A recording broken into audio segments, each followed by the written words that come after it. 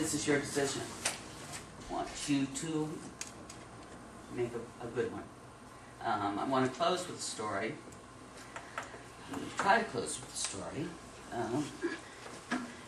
I have a hard time with this story. It's a story about a good old dog. He died last month.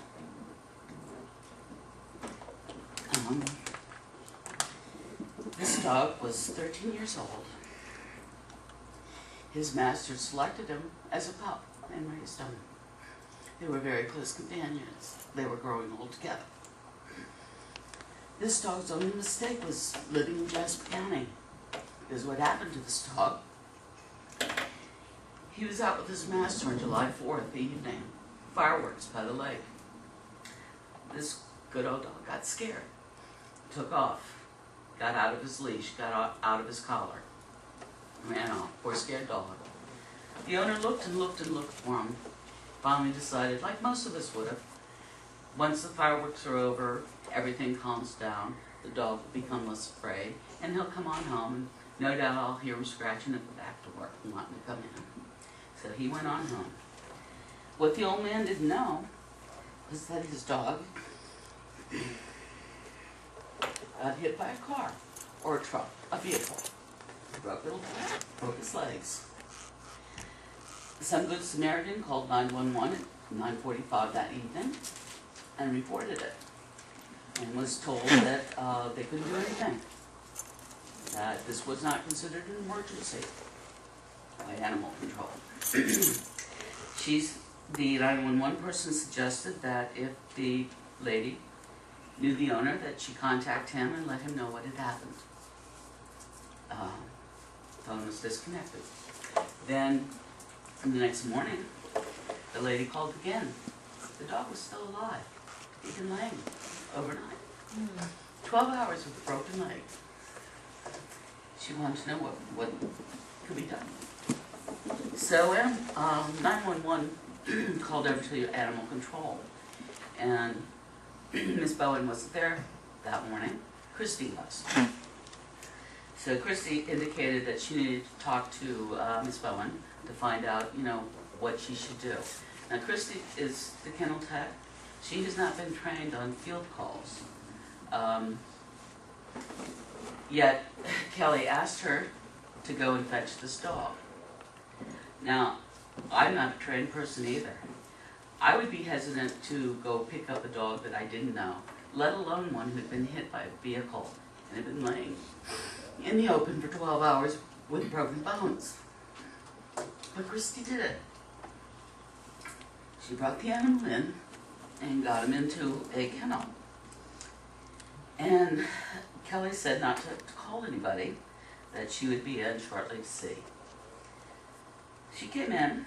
In fact, later that evening, Thursday evening, July 5th, there was a meeting of the SOP committee over at the 911 center, which is maybe 200 feet from JCAC.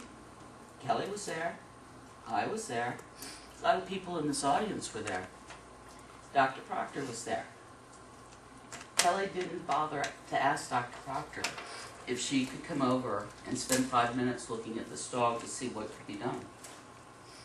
So the dog sat there. He'd been there since 10 o'clock in the morning, Thursday morning. Still hadn't been looked at by a doctor. Hadn't been given any sort of pain medication. Just left. Friday morning arrives. Dog's still alive. Still alive. And Dr. Proctor walked into the center about noontime. One of her clients had lost a cat, and the client had asked her if she could go to the center and pick out a kitten, a healthy kitten, and make arrangements to have the cat vaccinated and spayed or neutered as appropriate. And while she was there to do this for her clients, Christy came up and asked her, could she come over and have a look at this dog? And of course she did. She was rather horrified. And Christy, she indicated that Christy should call Kelly so that they could discuss what should be done about this. Another thing I should fill you in, as I told you, this was a man's dog. This dog had been well cared for. He didn't look like a stray. He didn't have any ticks. He didn't have any fleas. He had a nice soft black coat. He was a good weight. He was a healthy dog. If you saw him, you would have recognized this was not a stray. This was somebody's pet. Well, when Christy made the phone call to Kelly, Kelly did not realize that Christy had the phone on speakerphone. And so one of the first things Kelly said to Christy was, "Don't tell her when the dog got there." Of course, Dr. Proctor could hear her. She also told Christy to tell Dr. Proctor that pain meds had been given to the dog, which they hadn't. And Dr. Proctor made herself known and said that, out of mercy to the dog, we need to put this dog down now. So they did. That actually, when we found out that Kelly only likes to euthanize through the stomach shots rather than intravenous, because Christy had never been shown how easy it is to hold an animal to appropriately find the vein to euthanize that way. Kelly had only ever shown her the shot in the stomach. But Dr. Proctor put this dog down. They took all the photos needed in case somebody came in or filed a lost animal report. And sure enough, Monday morning, a man, his son, and his grandson showed up, helping to find their dog. And of course, Kelly wasn't there.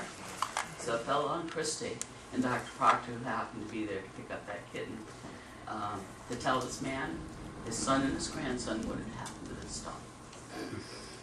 So, while you guys make your decision, keep that good old dog in mind. Any questions you have, be happy to answer.